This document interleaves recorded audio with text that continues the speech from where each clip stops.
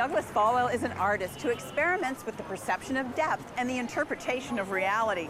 He likes to keep his loft dark, so his electrifying works are always on display.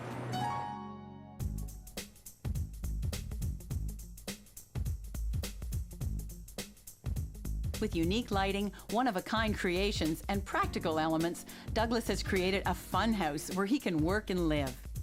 I've always wanted to live in a large open atmosphere.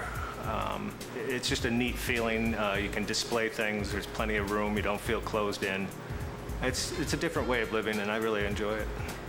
This building used to be the old Colt firearms manufacturing plant.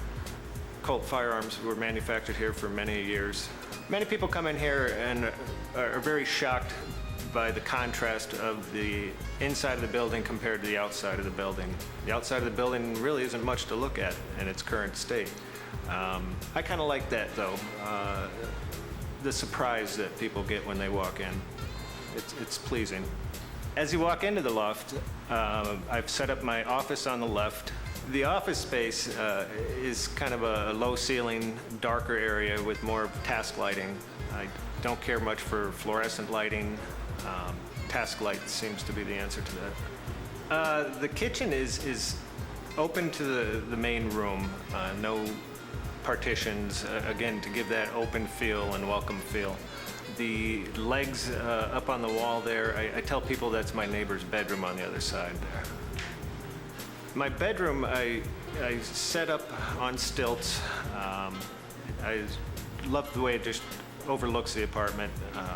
Again, it's a separate room, but it's not separate because of the big corner window on it. It still feels open to the rest of the studio. I try to use a lot of different materials in the art that I make. I like to do things out of the ordinary, things that do more than just sit there. The artwork stands out more in an environment like this because of the large space. You can stand back far and look at it from different angles. Some of the pieces look different from every angle, and if you're in a small area, you can't really do that. The Woman in the Brick Wall is a variety of materials, a combination of fiberglass and urethane and foam.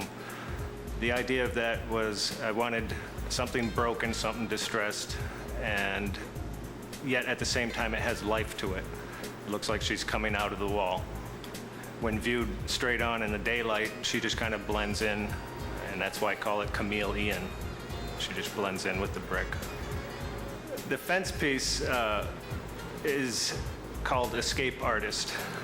The idea is that this escape artist cut his way through the fence in just the shape of his body, more like a cartoon, and ran on up through the road. The sections of chain link fence are what I used, and chain link is woven together. When you go to cut it, cut holes in it, all the links want to fall apart. So I literally had to solder every little cross link on the entire fence before I could cut it. The Christmas tree on the ceiling, there's a couple of reasons for that. First of all, Christmas has a way of turning things upside down, so I kind of beat it to it. Secondly, I had a monkey at the time that I installed the Christmas tree, and I had to keep it out of his reach. He tended to get into everything. It was so much work putting the tree up there that I decided it would be best just to leave it there. I usually turn it off until Christmas, and then I turn the lights back on.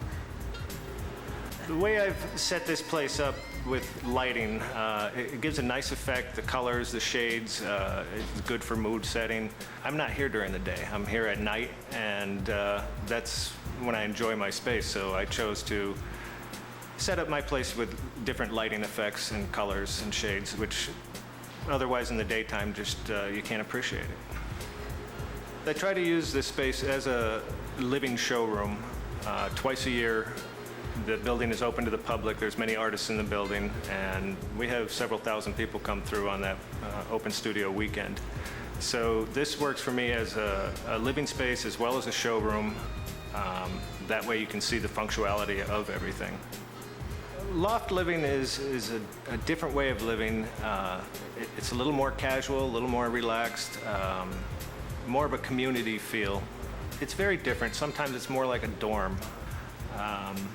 I really prefer it to just having to maintain a yard every weekend. being married to my house. I really enjoy it. A great interior is made up of layer upon layer of complex details. Stay tuned to Designer's Notebook for some tricks of the trade.